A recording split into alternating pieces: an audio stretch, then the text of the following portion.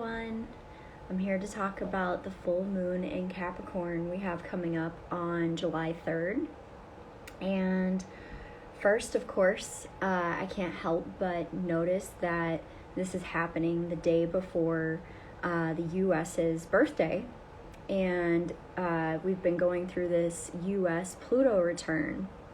So the first thing that came to mind was that this moon is really illuminating what we possibly haven't seen yet, or it's a culmination of really clearly seeing everything that Pluto has been bringing to the surface for us to transform.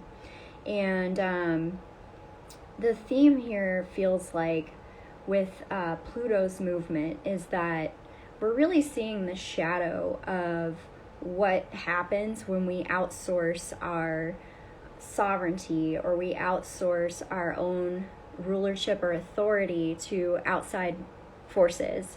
And it's not to say that that's always a bad thing. It's always just about trying to find the balance.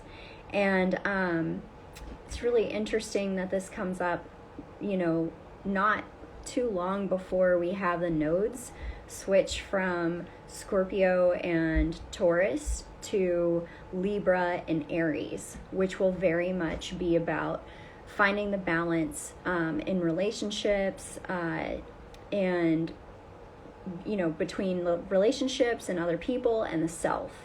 And this is repeated in another way with the sort of Aquarian theme, which is what we're going to be headed towards in the future.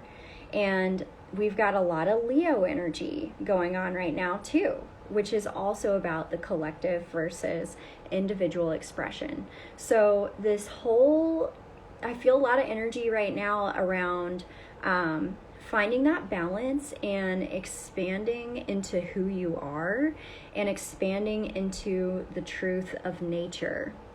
And so that's a good segue to the Sabian symbol for this full moon in Capricorn. And it is a student of nature lecturing and passing on the life lessons we have learned. And so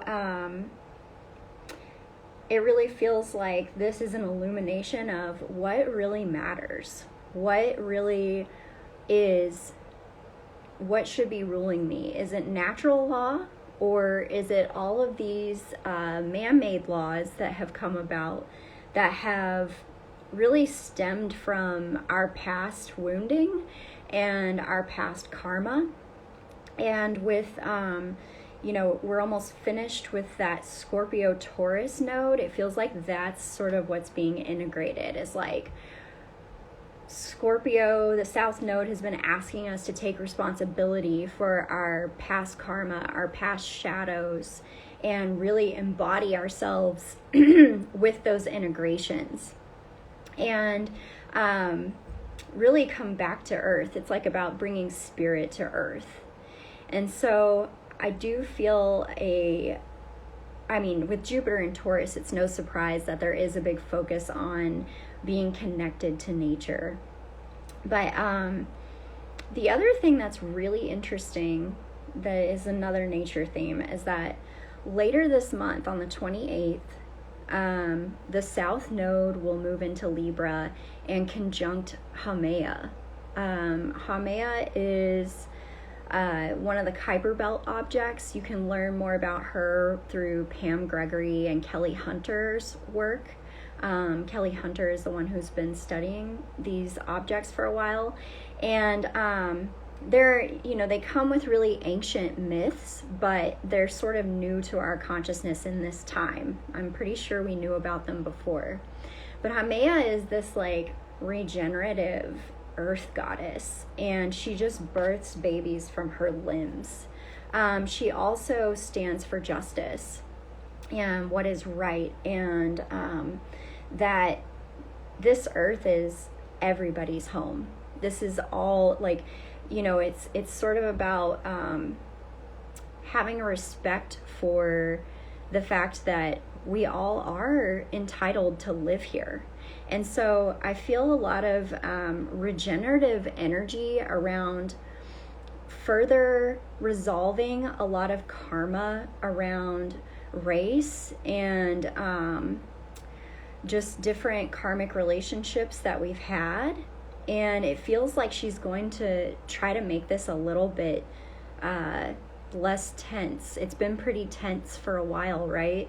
And it's pretty interesting that the sun, which is illuminating this full moon, is in Cancer. And the Sabian symbol for the sun is Chinese woman nursing a baby with a message and expanding into further recognition of high potential. And this is conjunct Mercury and Juno.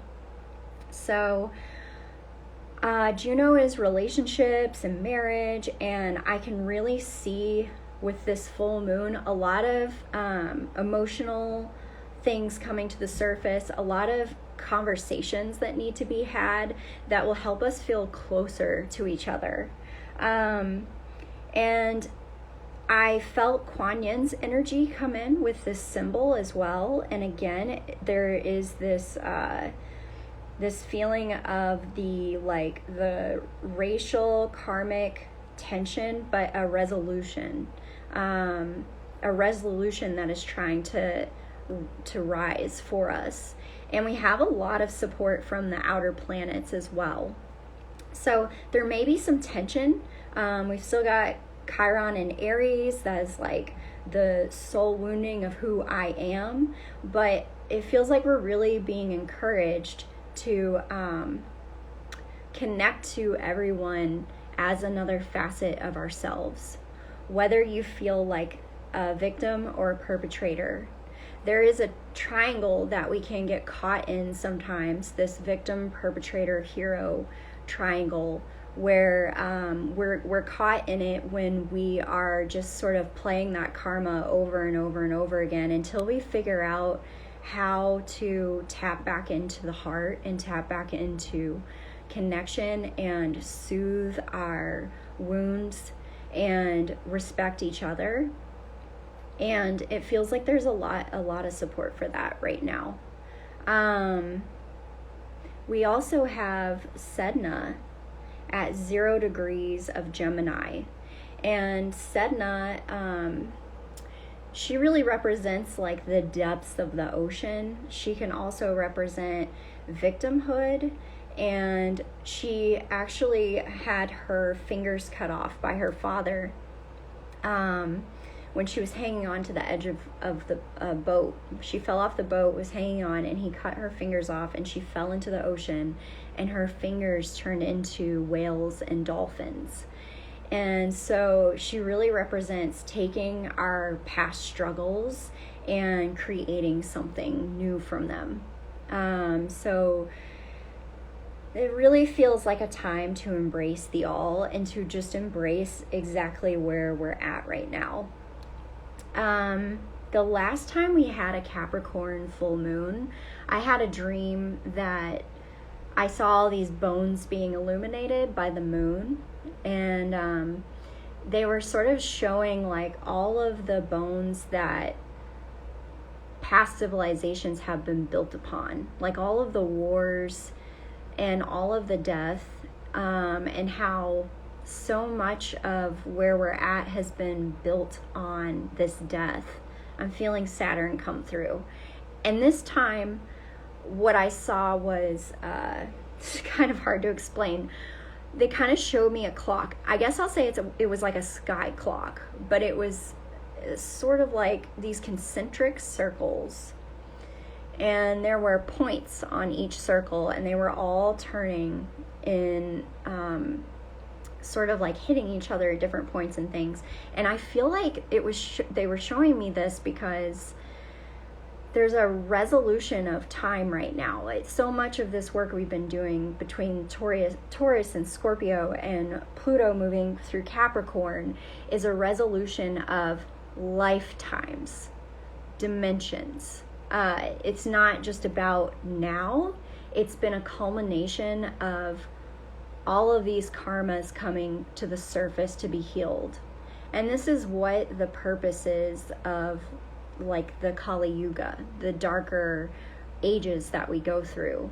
As our consciousness descends, we tend to, make more and more mistakes, or we take part in the darker consciousness more and more and more.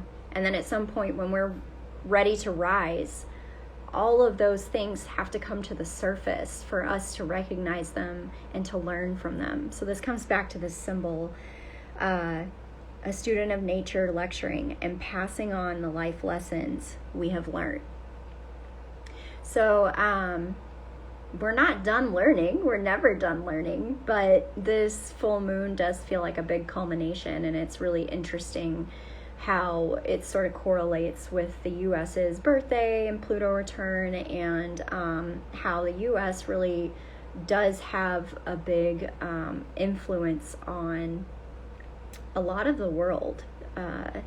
And I think that we're seeing people getting fed up with our external authorities and seeing the corruption.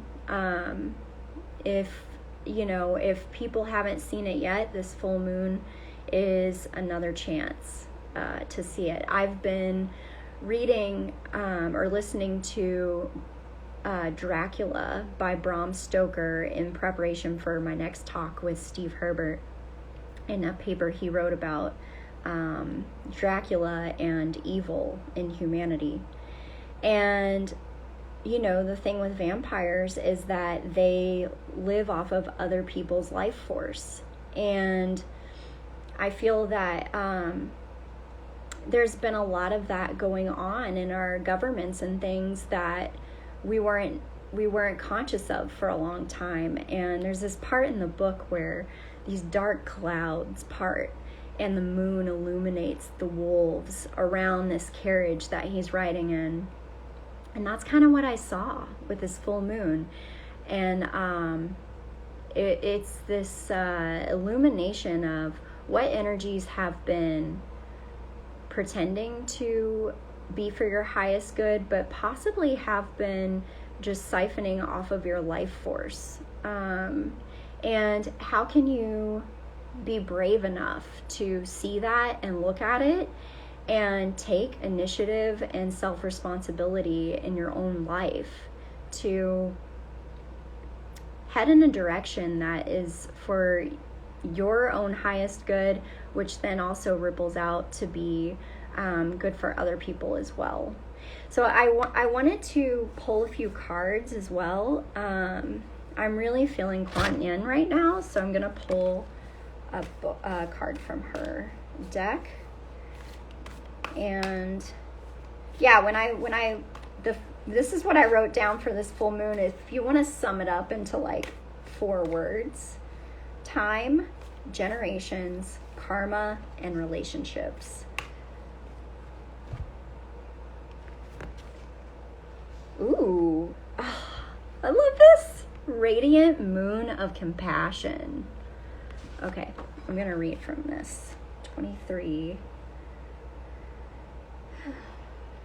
Kuan Yin sits upon a radiant moon of compassion, pouring forth the spiritual strength needed for you to liberate yourself from lower vibrational energies of fear and judgment into the vibration of freedom, love, and peace, where you naturally belong. You are being urged to use this power now to grow spiritually and free yourself from a situation that could draw you down. I feel like that is reiterating what I was just saying about the moon illuminating these energies. And again, I'm coming back to it's a nuanced kind of thing as well, because I'm being brought back to that triangle, that victim, perpetrator, hero triangle. How can we see all of the parts, see how we've played into all of them, and then step out of that? That's where, I feel like that's sort of when you're first starting to see the shadow. There's a hero's journey, and there's like this, you've really got to like step up and sort of, you want to defend yourself. But this is really more about taking a higher perspective and seeing the all and having like deep, deep self-compassion, and then allowing that to overflow to others, which will bring you freedom. And my husband and I were just talking about the Declaration of Independence, and how whenever we create something new in the world, we don't know what its future will be. You know, we don't know if people are ready for it. A lot of times, the things that come into the world as solutions to help humanity through these ages we've been in, I love this, have been, they've been creations that sometimes have backfired, you know? I'm trying to think of it. Well, for example, like my husband was talking about the creation of the United States, the Declaration of Independence, and how the founding fathers wanted freedom. And I said, well, maybe we weren't quite ready for it, because we have had a certain amount of freedom, but there's still been a lot of like oversight and control. And it sort of built something else than I think what they intended. But it's interesting. I can't remember where I was going with that, but this card flew out while I was talking. Dreamer. And it says, dream to manifest your reality. And I feel like, this is what we were talking about as well. We were talking about the imaginal realm. And he was sort of complaining about how people say our imagination isn't real. And we were talking about how that is sort of a trick, right? To keep your creative power from having an influence on the world around you and on your own life, you know? So if we, like, where does our imagination come from? You know, that's a great question. I believe it's divinely inspired.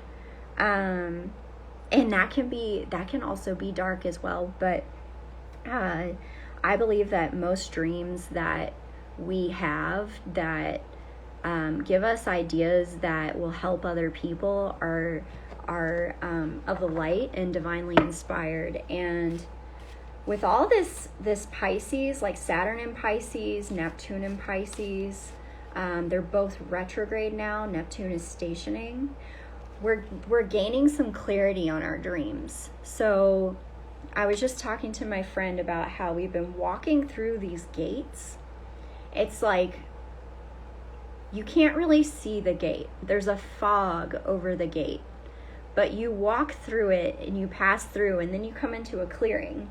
And then there's another one. And again, it's sort of cloudy. That's what this energy has felt like.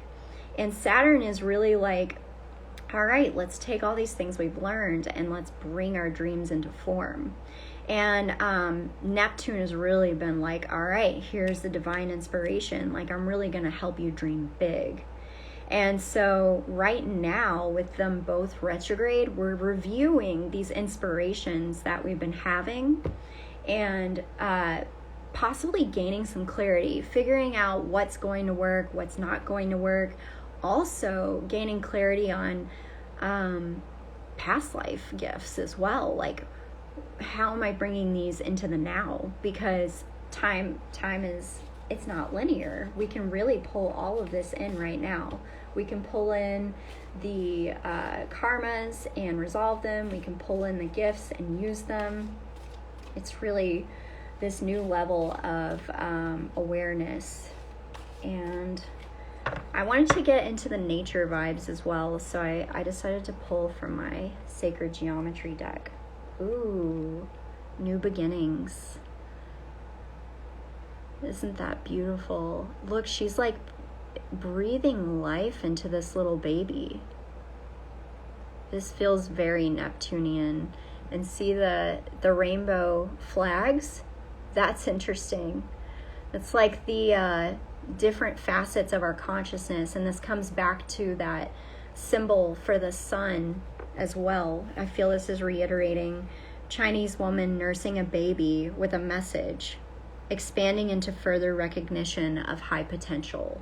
This is really about resolving our ancestral karmas that we all have, and being those new ancestors that bring forth a message of unity and bring forth the message of love and compassion, and that we're all in this together. We're all human. And I'm just gonna look at the book really quick too. I want to see what this says. And look, there's a rainbow ray coming down into the hand.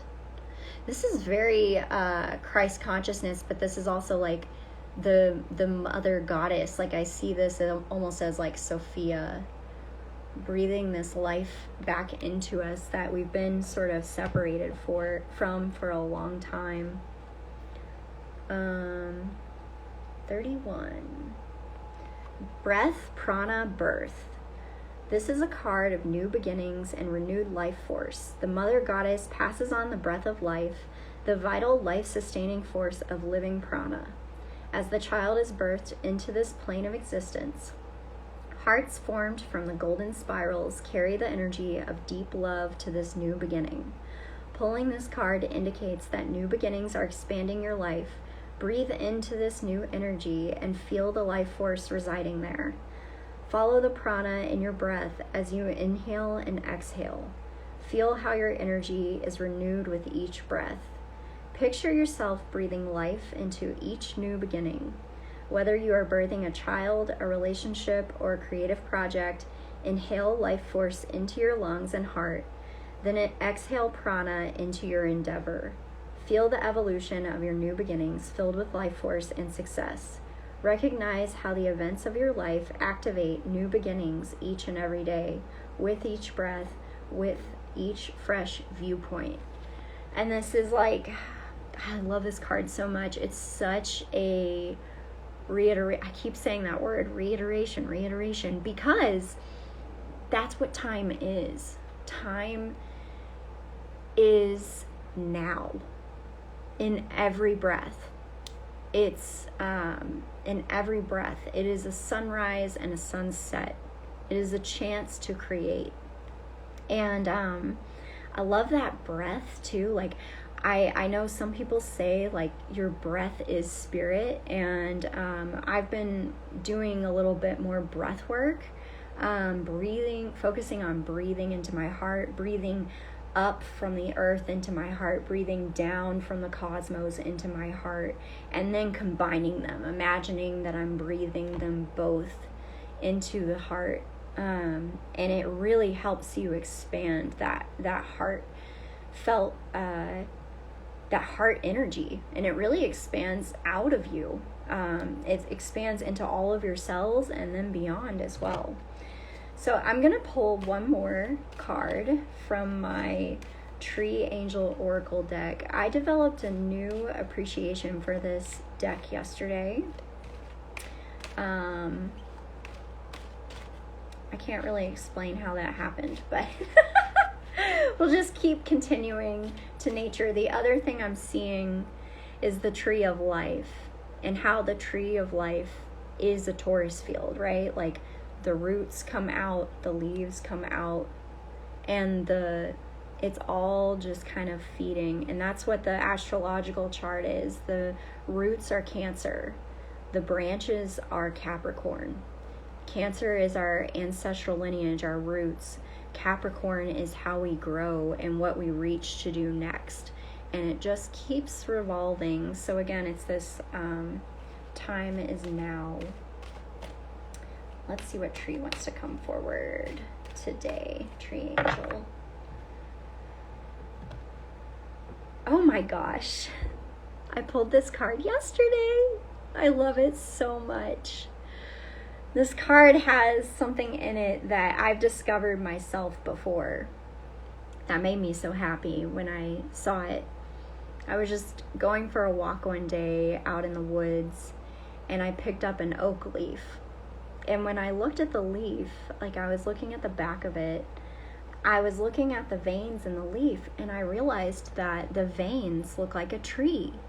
And I thought to myself, the creator is in its creation, because the tree is within the leaf. You know, it's these fractals. Again, it's that torus field.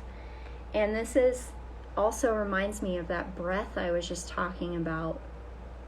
They're bringing it up from the earth, down through the cosmos, and into yourself. This is about embodying the creator, embodying your higher self, your soul, what you're here to bring to this world. And I believe this one is about emptying your vessel. And it's all about being present, not attaching to plans, not attaching to outcomes, not attaching to the future or the past, but just being present, which allows you to be open to receive those divine inspirations and messages, and trusting that you will know what to do in the present moment if you can stop the monkey mind, right? And plant your feet on the earth and just really be present in your life. So, wow, what a beautiful, beautiful reading. I feel like we've come a long way, guys. It feels like there really is some amazing stuff being birthed right around the corner. And I just want to show you all the cards again. It's such a beautiful, divine feminine energy as well. That's what I'm feeling, which I talk about all the time because we know it's on the rise. And it's being born in every moment. Everything we do, every creation. How can we just be present and open to receive it and live it out in our lives? And trust. So I hope you all have a wonderful full moon. And I just want to take a deep breath now. It feels good. Listening to the cards. All right. Talk to you soon. Love you all.